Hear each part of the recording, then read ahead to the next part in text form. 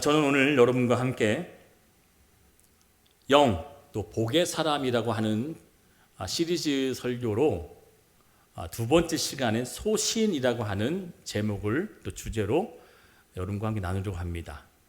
제 마음이 굉장히 비장해요. 이 말씀 시리즈가 얼마만큼 진행될지는 잘 몰라요. 저에게 이미 준비된 것은 6가지가 준비되어 있는데 더 많이 주어질지는 잘 몰라요. 그러나 하나님이 이 말씀을 주신 첫 번째 이유는 여러분을 영의 사람으로 만들고 여러분 영의 사람을 만든 후에 그 영의 사람은 반드시 하나님께서 복이 있는 복의 긴한 능력을 얻게 하기 위한 하나님의 강한 그 의미가 담겨 있지 않겠느냐. 그러니까 시리즈를 계속 생각해 봤더니 얼추 우리가 5월달 준비한 기념일까지 어쩌면 이 설교가 진행될 수 있을 것 같은 생각이 들어요. 그렇다면 하나님이 얼마나 강한 비장의 마음을 저에게 심어주셨냐면 그냥 육의 사람으로 교회를 왔다 갔다 하거나 신앙생활을 하는 데 있어서 그동안 어떻게 지냈는지 잘 모르겠지만 이제 드림교회라고 하는 공동체 안에 또 드림교회라고 하는 배 안에 승선한 여러분들에게 하나님이 무엇을 원하시는지에 대한 그 분명한 뜻이 이제는 확고하시다는 거예요. 성령을 따라 행하라 라고 하는 그 큰 비전 틀 안에 각 사람 성도 한 명 한 명마다 하나님의 영의 사람으로 살지 아니하고서는 절대 그의 인생에 하나님이 원하시는 그 놀라운 하나님의 백성다운 모습으로 살아갈 수 있도록 하지 못하시겠다는 거죠. 뒤집어 이야기하자면 하나님이 여러분 삶 가운데 영의 사람으로 살아가는 그 자체가 곧 하나님과 함께하는 능력을 소유한 자요, 어떠한 상황에서도 하나님의 그 능력을 다른 사람에게 보여주며 증거하며 나타나 보이는 증인됨으로써 여러분들을 사용하시겠다는 뜻이에요. 그럼 모든 면에 여러분들의 삶의 영의 모습으로서 나타나야 될 특이한 점 하나는 뭐예요? 세상과 다른 모습으로 살아야 된다는 것이죠. 오늘 저는 두 번째 시간 소신이라고 하는 주제를 다뤘지만 지난주는 뭘 다뤘습니까? 갈망을 했어요. 또 때가 다른 말로 사슴이 시냇물을 찾기에 갈급하듯이 내 마음이 하나님 그 영적인 것을 사모하는 갈급함이 있습니다라고 하는 주제로 나눴는데 오늘 두 번째 사람 소신이라는 제목으로 말씀을 나누고자 할 때 여러분에게 큰 은혜 있기를 축원드리겠습니다. 엘리야는 구약 성서에서 등장하는 선지자 중에 가장 위대한 일을 많이 행했던 사람으로서 하나님의 사자로 부름받아 쓰임받는 위대한 선지자로 그 당시에 많은 사람들로 하여금 인정받고 굉장히 하나님의 영이 큰 감동을 받은 것을 알고 있었기에 사람들이 존경하고 위엄을 나타내 보였던 사람이었습니다. 그런데 그가 활동하던 시대에 왕이 아합 왕이었던 사람이었는데 시돈 나라 이방 여인이었던 이세벨과 정략 결혼을 하게 되어졌습니다. 이 이세벨은 그 당시 때 시돈 나라의 우상이었던 바알 신들을 섬겼던 그 배경에서 살았던 여인이기 때문에 나라를 옮겨왔을 때 자신이 섬겼던 그 우상들을 그대로 가지고 들어왔어요. 결국은 이 여인을 통해서 이스라엘 전체가 우상에 빠지는 영적 타락이 만연해지는 일이 벌어졌다는 거예요. 그때 함께 들어왔던 선지자들이 누구였냐면 바로 바알 선지자라고 하는 거짓 450명의 선지자들도 함께 데리고 들어온 거예요. 결국은 이 아내로 맞은 이세벨 여왕을 통해서 악한 영이 이스라엘 전역을 야곱야곱 조금씩 갉아먹고 있을 때 이제는 하나님의 손길과 은혜는 점점점 사라진 채 이 나라는 우상 숭배하는 것으로 만연해지는 그런 결국으로 치닫게 되어졌습니다. 그때 이 엘리야가 하나님의 명령을 받고 아합 왕을 찾아갑니다. 그리고 그 아합 왕이 이렇게 말씀을 전합니다. 엘리야가 아합에게 말하되 내가 섬기는 이스라엘의 하나님 여호와께서 살아계심을 두고 맹세하노니 이 내 말이 없으면 수년 동안도 비도 이슬도 있지 아니할 것이다. 굉장한 저주죠. 선지자라고 하는 이 하나님의 종이 한 나라의 왕 앞에 회개치 아니하고 이 온전한 하나님의 뜻을 따르지 않는 이 모습을 바꾸지 않거나 변하지 않으면 이 나라 전역에 수년 동안이라도 비나 이슬이 절대 내리지 않을 것이다 라고 하는 엄청난 재앙과 저주를 선포했습니다. 그러자마자 이 엘리야의 선포에 따라 그날 이후로부터 장작 3년 6개월 동안 비 한 방울, 이슬 한 방울 내리지 않는 가뭄으로 극심한 고통을 받는 어려움에 처하게 됐습니다. 이런 저주에 이른 아방이 잘못된 선택과 정치를 잘못했기 때문이 아니라 분명한 뜻이 있습니다. 하나님을 멀리하고 바알 선지자를 섬기는 그 이방 여인을 아내로 맞이한 결과 내 속에 중심을 뒀던 하나님 중심으로 살았던 그 신앙이 무너지고 세상적인 관점, 세상적인 기준, 세상의 가치들이 나를 점점적 잠식해지는 그 순간 점점 뭐였다는 거예요? 하나님의 능력과 은혜는 사라지게 되어졌다는 것을 결과적으로 나타났다는 사실이에요. 결국은 이 아방은 이 모든 재앙이 저주를 퍼부었던 이 엘리야한테 있다라고 하면서 엘리야를 불평하며 그에게 이렇게 질책을 합니다. 내가 이스라엘을 괴롭게 한 것이 아니라 당신과 당신의 아버지 집이 괴롭게 했는데 어찌 내가 괴롭게 했다고 얘기하십니까? 왕이시여 정신 좀 차리십시오. 이 아방은 저주를 내린 엘리야 때문에 이런 엄청난 괴로움을 당한 것이라고 생각하고 있었지만 엘리야는 분명하게 얘기한 거예요. 당신과 당신 집이 뭘 버렸대요? 하나님의 율법을 버리고 뭘 따랐다고? 세상의 풍속과 세상의 방법과 세상의 가치관을 따른 것으로 이 일이 일어난 것입니다 라고 알려줬다는 거예요.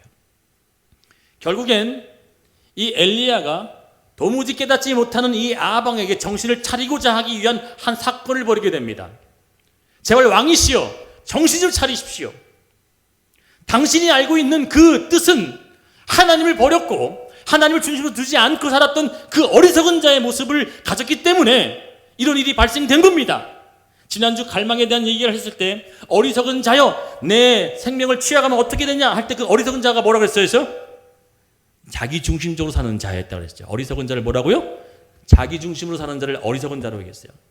모든 것을 자기 중심으로 사는 자에게 하나님께서는 어리석은 자라고 얘기한다는 거예요. 내가 한단 네 목숨을 거두어가면 너 어떡할 것인데. 결국엔 이 엘리야 선지자는 하다못해 한 가지 방법을 제안합니다. 이 왕을 깨우치고 그 왕에게 통해서 많은 죄악이 들어왔던 그 우상 숭배의 안 좋은 습관들이 백성들에게 팽배해져 있는 그 상황에서도 백성들로 정신을 차리게 만들기 위해서 이 엘리야는 한 전투를 벌이고자 요청합니다. 그 전투가 유명한 바알 선지자 450명과 아세라 선지자 400명 총 850명의 거짓 선지자들과 한 명과의 대결을 벌이는 거예요. 여러분 너무나 잘 알고 있는 이 사건이겠죠. 자, 450명 다 모아서 갈멜산으로 오시려고 하십시오. 그리고 그에게 그 대결의 조건이 무엇인지는 여러분 잘 아실지 모르겠지만 설명해 드릴게요. 구체적인 설명하겠습니다. 이 엘리야는 3년 6개월 동안 가뭄으로 인해서 비 한 방울 내리지 않고 이슬 한 방울 내리지 않는 그 가뭄 때문에 힘들었던 이스라엘 백성들을 통해서 누가 진짜 하나님이고 누가 참 신인지를 한번 겨루어보자 라고 하는 대결을 펼쳐요. 그래서 어떤 대결을 펼치냐? 송아지 2마리를 가지고 와라.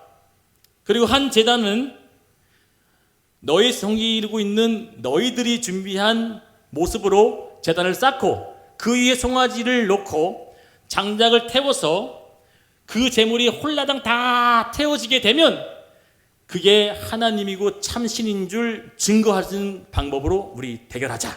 단 뭐 하자? 불을 붙이지 말고. 뭐 하자는 거예요? 제물을 태워주는 일로 승부를 나누겠다는데 그 승부처를 띄우는 것에 제물을 태우기 위한 방법은 절대 불을 붙이지 말고 그 제물을 태우는 쪽이 이기는 거야. 좋다. 그렇게 하자. 850명의 거짓 선지자와 엘리사가 이제는 결투를 벌이는 장면이 합니다. 이 엘리사가 먼저 얘기합니다. 오케이, 너네 우리 세상 말로 쪽수가 많으니 사람이 많으니 너희가 먼저 해. 내가 네 다음에 할게. 그들은 제단을 쌓아놓고 나무 장작을 얹혀놓고 그 위에다가 송아지를 각을 떠서 얹어놨습니다. 그리고 그 제단 주위를 뱅뱅뱅 돌면서 그들이 부르는 찬양을 하면서 때로는 여러 가지 예식을 하면서 자신의 신을 부릅니다. 뭐 바알 신이요, 뭐 어떻게 막 불렀겠죠. 그런데 언제부터 시작이 됐냐면 그 시간대를 정확히 아침부터 정오가 몇 시예요? 12시까지 했다는 거예요. 뭐 7, 8시부터 시작해서 12시 한 3, 4시간 동안 계속 부르짖고 외치는데 어떻게 됐어요? 어떻게 됐어요? 아무런 일도 일어나지 않는 거예요. 옆에서 구경하던 엘리야가 조롱했다고 써 있어요. 조롱하듯 그들에게 얘기하되, 얘들아, 너의 신이 지금 잠시 묵상하고 있든지 아니면 잠시 외치겠다든지 아니면 잠을 자고 있는지 모르니까 어떻게 하라 그래요? 더 큰 소리로 네 신들을 불러라. 그러자 그 얘기를 들었던, 조롱하는 얘기를 들었던 이 바알 선지자와 아세라 선지자들이 화가 나서 그 다음에 어떤 장면이 등장하냐면 칼과 창으로 자신의 몸을 찌르고 자해하며 베면서 피를 쏟아내면서 그 제단 앞에 흘리면서까지도 뭐 했다는 거예요? 자신의 신을 불렀습니다. 여러분, 인도에서는 지금도 1년에 한 번씩 자신들을 섬기고 있는 그 신들 앞에 온갖 자신의 몸을 자해하면서, 어떤 사람들 막 혀를 뚫고, 그런 사진 보신 적 있을 거예요. 막 볼도 뚫고 막 자신의 살에 막 여러 가지 창을 막 꽂아가지고 자해하면서 그 피를 흘리면 흘릴수록 뭐 하는 거예요? 자신의 신에게 아주 정성스럽게 예배한다고 생각하는 것으로 그런 예식을 하는 종교가 아직도 있습니다. 그 당시 때 이 850명의 거짓 선지자들도 자신의 몸을 피를 흘리며 자해하면서 찌르고 자르고 막 그냥 온갖 별짓을 다 하면서까지 자신을 불렀는데 아무런 응답이 없어요. 언제까지? 저녁이 될 때까지라고 되어 있어요, 성경은. 어둑 해가 넘어가는 그때까지 그들은 하루 종일 해가 떠 있는 동안 자신의 신을 불렀지만 아무런 일도 일어나지 않는 겁니다. 그들이 지쳐서 다 쓰러지고 이제 기진맥진한 상태가 되어졌을 때 엘리야가 나섭니다. 자, 그럼 이제 내 차례가 됐다. 그런데 여기서 이상한 방법을 이 엘리야는 사용을 합니다. 그들이 만들어놨던 제단을 사용하지 않고 성경은 분명히 어떤 일을 벌이느냐 잘 보셔야 됩니다. 그가 12개의 돌을 취하여 먼저 제단을 쌓고 12개의 돌을 놓고 제단, 그 12개는 뭘 의미하죠? 12지파를 의미하고 있겠죠. 12개의 돌을 쌓아 이스라엘 하나님의 야곱, 이삭, 아브라함의 하나님이시여, 그것을 놓고 제단을 쌓고 그 위에 장작을 얹혀놓고 장작 위에 송아지의 각을 떠서 얹어 올려놓습니다. 그리고 그 다음부터가, 여기까지는 어떻게 비슷할 수 있어요. 그런데 그 다음부터 나타나는 모습이 매우 놀랍고도 괴이한 모습으로 제단을 만듭니다. 자신의 하인에게 명령을 합니다. 자, 돌로 쌓였던 그 12개의 돌을 옆을 주면으로 도랑을 파라. 여러분, 도랑이 뭔지 알죠? 이게 움푹 파인 것으로 파라 그래요. 그 도랑을 파서 내 통에다라는 통에 물을 가득가득 담아서 그것에 도랑과 나무와 제단에 있는 모든 것들을 다 흠뻑 뭐해라? 적셔서 온 것이 적시도록 해라. 몇 번씩이나? 네 통을 3번. 총 몇 번이에요? 네 통을 3번. 몇 번? 12번. 자, 10이라고 하는 숫자가 굉장히 의미가 크죠. 네 통을 가지고서 3번이나 걸쳐서 그렇게 해라. 그랬더니 물이 철철철 넘치다 못해 도랑을 파는 곳에 가득하더라 했어요.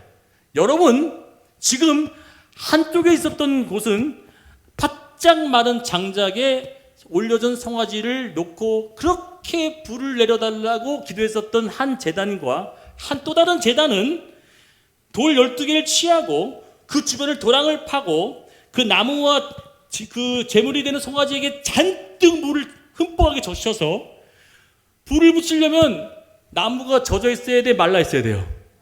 바짝 말라 있어야 불이 붙는데도 불구하고 온통 다 적셔버리는 완전한 핸디캡. 이건 말할 수 없는 불리한 게임이에요. 이건 누가 봐도 불이 떨어진다 할지라도, 동시에 불이 떨어진다 할지라도 누가 먼저 타요? 여기 먼저 타고 끝나버리는데도 불구하고 여기는 핸디캡을 안고 시작하는 그 모습으로 엘리야가 준비를 한다는 겁니다.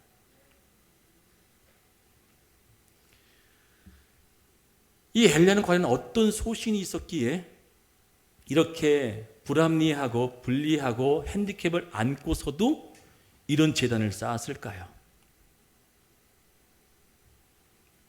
그리고 구경 나온 사람들 향해서 이렇게 질책을 합니다.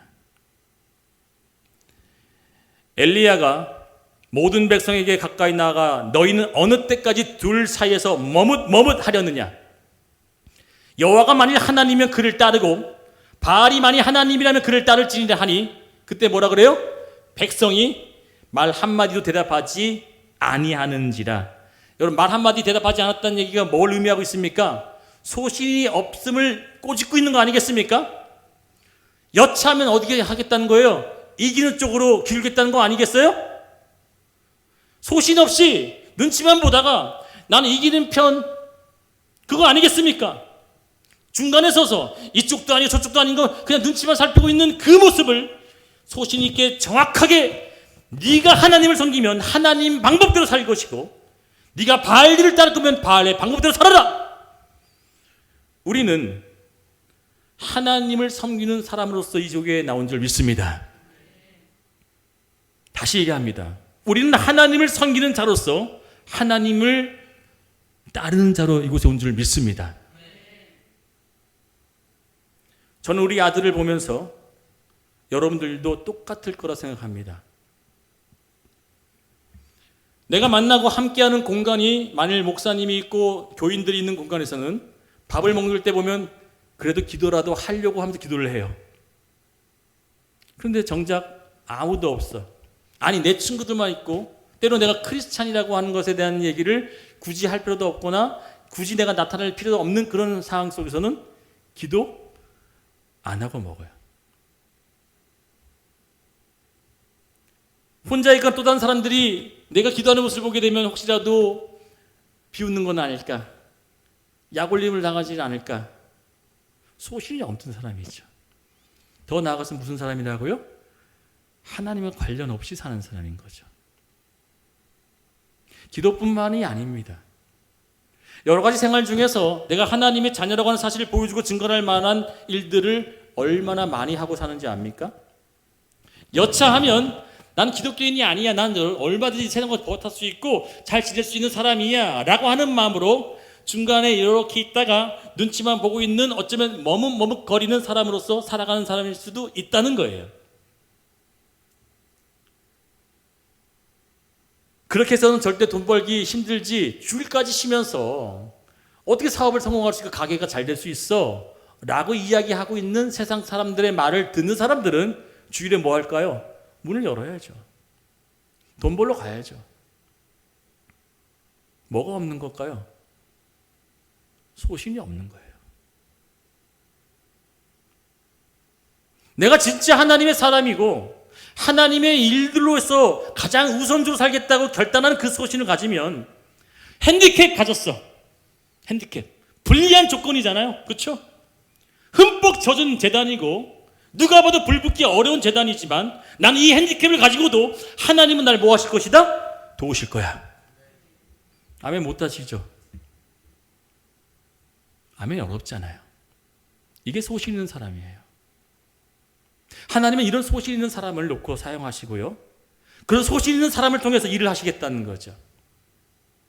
내가 주일날 얼마나 많은 시간을 있는데, 제가 어제 갑자기 저희 친척 형이 저에게 전화가 왔어요. 무슨 고민이 있다고 하면서 얘기를 하다가 그 고민의 내용의 끝은 내가 진짜 요즘에 너무 힘들고 심신도 그렇고 장사도 그렇게 힘들어. 제가 뭐라고 했는지 아세요? 우리 아내도 옆에 있었어요. 운전하다가 전화를 받았기 때문에, 형 그럼 우리 교회 나오세요. 신앙생활을 하세요. 그때 뭐라 그런지 아세요? 우리 아내 들었어요. 조 목사, 주일이 우리 가게가 제일 돈 많이 버는 날이야. 소신 있는 신앙인이라면 그분은 신앙인이 아니에요.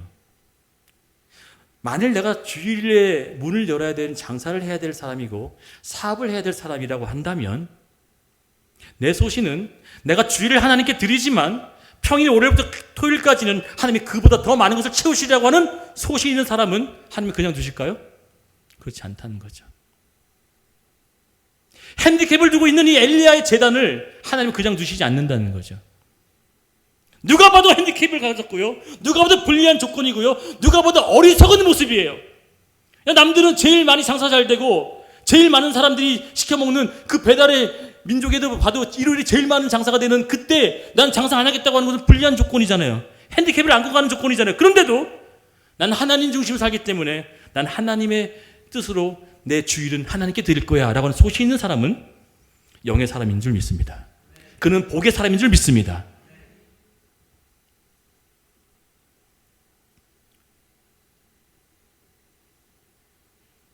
술 먹는 건 잘못은 아니고 죄는 아닙니다. 그러나 술 먹는 것은 내 육체의 건강을 해야 하는 것이고 내 정신을 흐트러뜨리는 도구가 되기 때문에 자제하는 것이 좋습니다. 내가 내 자신을 자제할 수 없다면 안 마시는 것이 좋고 그것을 끊는 것이 가장 좋습니다. 제가 우리 모 집사님 이름을 얘기해도 다 아실 텐데 우리 집사님께 얘기를 했어요. 집사님, 요즘엔 음주 가무를 많이 끊고 계십니까? 이렇게 대답을 하시더라고요. 제가 중독이 돼서 끊기 너무 어려워요. 그런데 그까지만 하면 좋은데 그 뒤에 다 붙이신 얘기 뭐냐면, 그런데요 우리 아들 강민이는요 절대 술 담배를 안 하겠다고 우리 가족 앞에서도 술 안 마시고 담배도 안 해요. 그래서 제가 오늘 아침에 물어봤잖아요, 강민이한테. 강민아, 너는 술 담배를 왜 안 하니? 저는 굉장히 큰 답변을 기대했어요.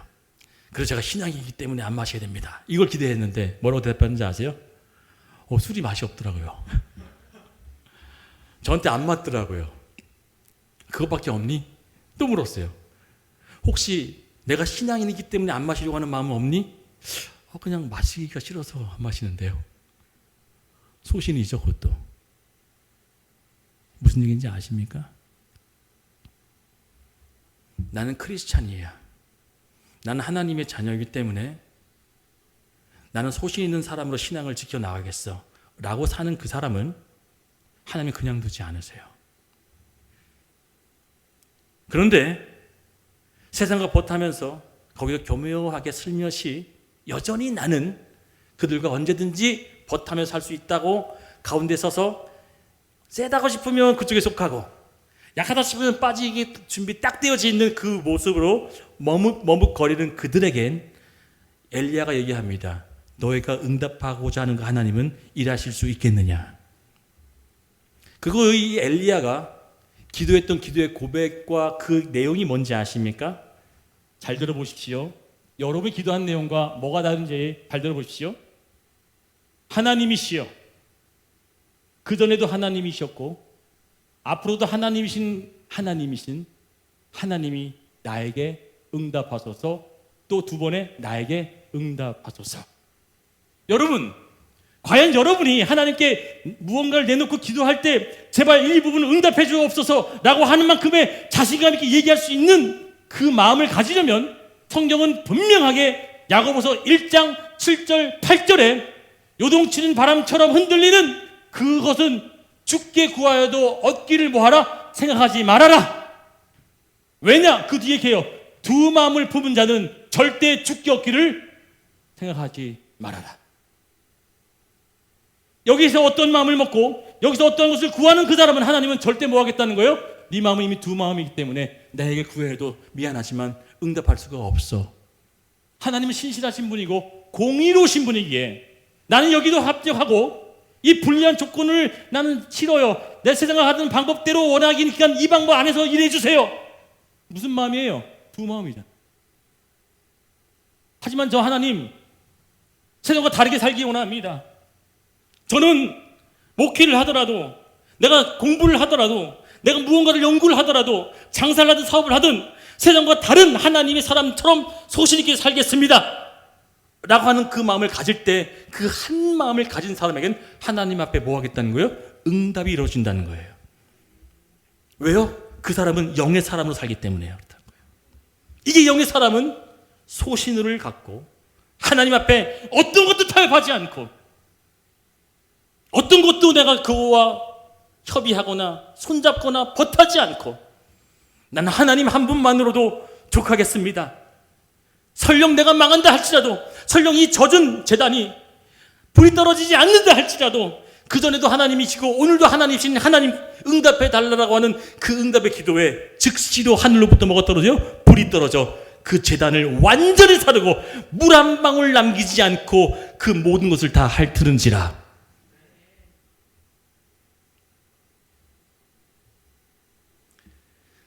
우리는 소신을 갖지 못하는 이유가 이것은 아닌가요?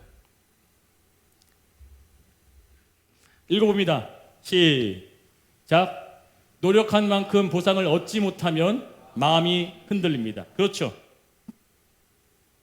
맞아요, 안 그래요? 성현아, 그런 것 같지 않아? 난 열심히 노력했는데, 난 열심히 애썼는데 보상이라고 하는 어떤 합격에 오지 못하면 사람은 뭐 하는 거예요? 마음이 흔들려요. 우리는 그런 존재야. 성현이만 그런 게 아니고 나도 그래요. 나 열심히 노력했는데. 근데 소신 있는 사람은 흔들리는 마음을 어떻게 한다고요? 제가 쓴 글이에요. 두 번째 있습니다. 시작. 그러나 진짜 흔들리는 이유는 뭐 때문에? 소신이 없기 때문이에요. 내가 제대로 준비한 게 맞을까?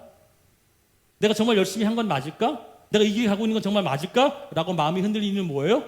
내가 하고 있는 그 길이 분명하지 않다고 생각하고, 내가 만났던 사람이, 내가 했었던 일들이 불확실하다고 생각하니까 뭐 하는 거예요? 소신이 없는 거잖아요. 그럼 소신은 어떻게 생겨날 수 있다고 합니까? 같이 있습니다. 시작. 흔들릴 수 있는 마음을 붙드는 유일한 도구이가 역할을 하는 게 뭐예요? 소신이라는 거예요. 왜 마음이 흔들리십니까? 왜 자꾸만 주저하고 세상과 하나님을 사이에 두고 계속 곁눈질을 살아갈 수밖에 없습니까? 이유는 하나밖에 없어요. 소신이 없기 때문에 그래요. 우리는 소신을 어디에다 두었냐에 따라서 우리의 삶이 180도 달라집니다. 내가 돈을 벌어야 할 이유가 소신 있는 사람은 분명하다는 거죠. 주님, 내가 왜 돈을 벌어야 할지 분명한 목적이 있습니다. 저는 교회를 개척한 후에 함께 학원을 시작을 했었지 않습니까? 그 이유의 목적이 첫 번째 뭔지 아세요? 여러분, 드림교회를 같이 동행하는 여러분들은 아셔야 됩니다. 이 목사가 교회를 세울 때 왜 함께 학원을 했는지에 대한 분명한 뜻이 있어요. 그 이유는 뭐냐면, 하나님, 제가 행여라도 성도를 바라볼 때 저 성도는 우리 교회 이만큼의 물질을 감당해주고 있는데 저 성도가 없으면 어떡할까라고 하는 불안한 마음으로 눈치 보며 목회를 할까봐. 무슨 얘기인지 아세요? 소신 있게 주의 일들을 하지 못할까봐 하는 이유도 있었고, 두 번째 이유는 하나님의 나라를 건설해 나가고 하나님의 일을 해 나가는 데 있어서 물질로 어려움 당하지 않게 성도의 눈치를 보면서 성도의 손을 통해서 일하는 것보다 하나님이 직접 공급하시는 것을 통해서 이 교회가 세워질 수 있도록 하나님 역사해 달라고 기도했었어요. 재정을 돌보고 계신 전도사님은 아실 거예요. 이 교회가 지금까지 어떤 돈 많은 성도, 큰 물질이 한꺼번에 들어와서 이 교회가 갑자기 여유로워진 적 단 한 번이 없어요. 단 한 번이 없다고요. 어떤 교회는 어떤 성도가, 목사님, 제가 땅을 팔았는데, 내가 뭘 팔았는데 이만큼의 물질이 생겼으니까요 헌금합니다. 몇천 몇억을 갖다 주는 교회가 서두르게요. 작은 교회들도 그런 일이 벌어집니다. 저희 교회는 몇 천이게 먹고서 하고 몇 백도 그런 적이 없어요. 이유가 뭘까요? 그런 성도를 통해서 하나님의 일을 일어나거나 행하는 것을 원치 않는다고 기도하고 시작했기 때문에 그래요. 내가 직장, 대학, 사업, 장사, 어떤 것에 취직 왜 해야 되는데요? 뭐 때문에 해야 되는지에 대한 소신이 있으세요?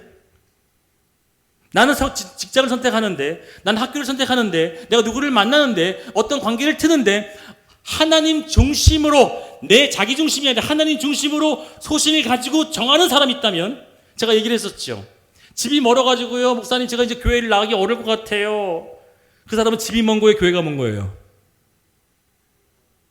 교회가 자기한테 먼 거죠. 그럼 그 사람 중심은 어디 있는 거죠? 집에 있는 거예요. 내 중심이 어디에 있냐에 따라서 먼지 가까운지가 정해진 거예요. 우리 어머님이 우리 교회 오시는데 몇 시간 걸리는지 아시죠? 4시간 반에서 5시간 걸리세요. 4시간 오시는 데만 갔다 왔다만 10시간이 걸리시는 거예요. 근데 이 교회를 오시는데 그분은 이 교회가 멀다고 얘기한 적이 단 한 번도 없어요. 왜 그럴까요? 중심이 여기 있으니까 이곳이 자기에는 가까운 마음으로 오는 거예요. 내가 건강과 출세와 지위를 얻어야 될 이유도 소신 있게 하나님께 두는 자는, 그 소신을 분명한 자는 그 소신에 맞게끔 하나님은 세우고 높이고 채우고 얻게 하실 줄 믿습니다. 저희 사촌 형이 일요일까지 장사해야지, 그거까지 못하면 나 진짜 망하고 죽어. 제가 그래서 그 얘기를 했단 말이에요. 형, 한번 그거 접고 나와보세요. 전 믿음이 있어요. 여 앞에 있는 이 목사는요, 확고한 믿음이 있습니다. 소신이 있어요. 조금만 불리하다 싶으면 의리도 보고 없이 바꿔버리는 우리의 신앙. 이게 더 좋다 보이 싶으면 하나님 있는 믿음 저버리고 가는 그런 소신 없는 모습. 마음 아파요. 이 학원에 있는 학생들, 이 교회에 깃드는 사업가들, 장사하는 사람들, 제가 기도하는 제목이 하나밖에 없어요. 하나님, 이 교회는 은혜로 세워졌고 은혜로만 가야 되는 곳이고 그 은혜를 알고 사는 자들이 하나님을 경험해서 평생에 살아가는 순간순간마다 나의 잘됨은 하나님이 다 은혜 아니고선 된 것이 없군요 라고 하는 그 고백이 그 삶에 녹아지게 하옵소서. 내가 잘나서, 내가 뛰어나서, 내가 많은 노력을 해서 되어진 것이 아니라 하나님을 저버리면 안 되는군요. 하나님을 내가 떠나거나 하나님을 외면하면 내가 실패하는군요. 이걸 배우게 하여 주옵소서. 죄송하지만 이게 저주일 수도 있어요. 어떤 누군가에게는 이 기도의 제목처럼 하나님을 멀리하고 하나님 중심으로 살지 아니하고 하는 것이 저주로 다가갈 수도 있어요. 그러나 반대로 뒤집으면 내가 정말 하나님대로 살겠다, 내가 소신대로 살겠다, 내가 영의 사람대로 살겠다 라고 하는 그 마음을 가지는 사람에게는 하나님은 엘리야에게 그 불리한 조건과 한계가 속에서도 넉넉히 승리하시는 모습을 세운 것처럼 하나님은 그런 자를 세울 줄 믿습니다. 여러분 어떻게 사시겠습니까? 어떤 결단으로 살아가시겠습니까? 내가 불리한 조건, 시골에 아무것도 아닌 것처럼 연약해 보이는 이런 청박한 동에서도 하나님을 붙잡고 나가겠다고 하는 그 믿음의 소신으로 살아가시겠습니까? 아니면 똑같이 세상과 버타며 세상이 원하는 대로 그것이 바라는 것이 마치 옳은 것처럼 유익한 것처럼 바라고 사시겠습니까? 전 여러분께 제안을 합니다. 두 마음을 품지 마시길 축원드리겠습니다. 바람에 요동되는 흔들리는 갈대와 배처럼, 요동치는 물결처럼 두 마음을 품은 자는 정함이 없이 하나님께 얻을 것을 생각지도 말라라고 한 것처럼 이 한 가지 마음을 품었던 엘리야의 기도는 응답하소서, 응답하소서 이것밖에 얘기한 게 없어요. 하나님이 하나님이신 것을 내 삶에 보여주옵소서. 나는 불리한 조건을 안고 있습니다. 나는 핸디캡을 안고 있습니다. 나는 이것이 부족합니다. 그 이 불리한 조건에도 하나님이 하나님 되어 주옵소서. 어떻게 당당히 얘기할 수 있겠어요? 한 가지 이유밖에 없어요. 소신 있게 살 때 그 외침과 고백이 진실될 줄 믿습니다. 이것도 타협하고 저것도 타협한 채 한 응답해달라고 여러분이 해주시겠어요? 생각해보자고요. 이 목사가 응답해 주겠어요? 저도 쉬어요. 사랑하는 여러분, 정말 진정한 소신 있게 사시기 원하신다면 세상의 사람, 여러분 어제 우리 두 부부가 이 설교를 준비한 채 웃으면서 잠에 들었어요. 2019년에 골목식당 아시죠? 백종원이 했었던 프로그램, 포방터의 돈가스 집에 유명했던 그 지금은 연돈 돈가스라고 제주도에서 하고 있는 그 사람 알고 계실 겁니다. 19년부터 19, 20, 21, 22, 23 5년 동안 이 사람이 장사를 하는데 지금도 제주도에서 연돈 돈가스라고 하는 가게를 열어서 운영을 하는데 이 사람이 하루에 돈가스를 몇 개 파신지 아세요? 100개만 판대요. 100개. 저는 이 사람이 굉장히 멋있는 소신이 있구나라고 생각했던 게 뭐냐면 이 사람이 이런 유명한 말을 했습니다. 내가 조금 편하면 손님의 입은 불쾌해집니다. 굉장히 멋있죠. 내가 조금 편하거나 쉬우면 손님의 입은 불편해진다는 거죠. 그래서 자기가 연구해오고 준비했던 그 기술을 돈가스를 아무리 많게 해도 100개 이상 만들면 뭐 한다는 거예요? 가치가 떨어진다는 걸 알았기 때문에 난 100개만 만들겠다. 그래서 19년 동안 2023년 동안 100개만 파는 거예요, 이 사람이. 그래서 제가 어제 우리 아내랑 제가 수학이 딸리잖아요. 계산을 해본 거예요. 여보. 전 국민이 우리나라 국민이 5,100만이더라고요, 정확히. 근데 5천만 명만 칩시다.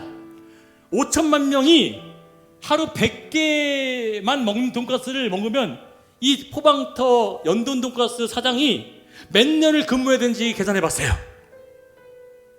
놀라셔야 됩니다. 하루에 100개만 팔고 전 국민이 한 번씩만 보고 한 번만 맛보는 게 5천만 명이 바로 1369년. 이 사업은 1369년 동안 뭐 하는 거예요? 보장이 된 사업이에요. 할렐루야. 그래서 내가 또 계산을 더 기발한 생각이 들어서 또 계산을 해본 거예요. 그럼 5년 동안 이 돈가스를 먹은 사람이 과연 몇 명일까 계산했더니 고작 18만 2,500명만 먹은 거예요. 지금까지 18만 2,500명. 그럼 18만 2,500명이 5천만 명에서 몇 퍼센트일까 봤더니 기가 막힙니다. 자, 여러분 손 드셔야 돼요. 나 그 연돈 돈가스 먹어봐. 손 들어보세요. 오, 박수. 박수 치세요. 박수 빨리. 박수. 성현아 박수 치다니까. 왠지 아세요? 여러분 축하드립니다. 0.37% 들었습니다. 0.37%. 지금까지 18만 2,500명이 먹었어요. 5,100명 기준으로 몇 퍼센트라고요? 0.37%. 다른 말로 99.63%는 뭐 한 거예요? 아직도 못 먹어본 거예요. 이 사람은요 평생을 자사손손 대대로 이 기술을 계속 전수하면요 1369년을 장사할 수 있고요, 매일 돈가스 팔아가지고 벌을 수 있는 자산이 한 달이면 3,900만 원이고요, 1년이면 4억 6,800. 돈가스 하나만 팔았을 때. 근데 무슨 음료수도 팔고 뭘 팔면요 매출액이 못해도 7, 8억이면 반토막 내도 뭐예요? 매해 5억씩 버는 거예요. 할렐루야. 뭐 때문에요? 소신 하나로. 여러분 그런 세상 사람들 소신 있게 삽니다. 우리 크리스찬들은 어떻게 사셔야 된다고요? 어떤 소신을 갖고 살아야 된다고요? 나는 하나님의 사람이기 때문에 어떠한 조건, 어떠한 상황에서도 난 불리하더라도 하나님을 저버리지 않을 거야. 아멘? 아멘? 난 타협하지 않을 거야. 나는 내 신앙 지킬 것이고 나는 어떤 불리한 조건에서도 하나님 우선으로 살 거야. 그렇게 사는 사람 되기를 축원드리겠습니다. 아멘. 약속하시는 거죠? 저는 여러분 그렇게 되기를 축원하고요. 그렇게 되었을 때 하나님이 어떻게 일하실지 너무나 기대가 된다는 거예요. 하나님 얼마나 일하시고 싶어 하실까? 그 마음 갖고 살아가시는 여러분 되기를 진심으로 축원드리겠습니다. 기도합니다.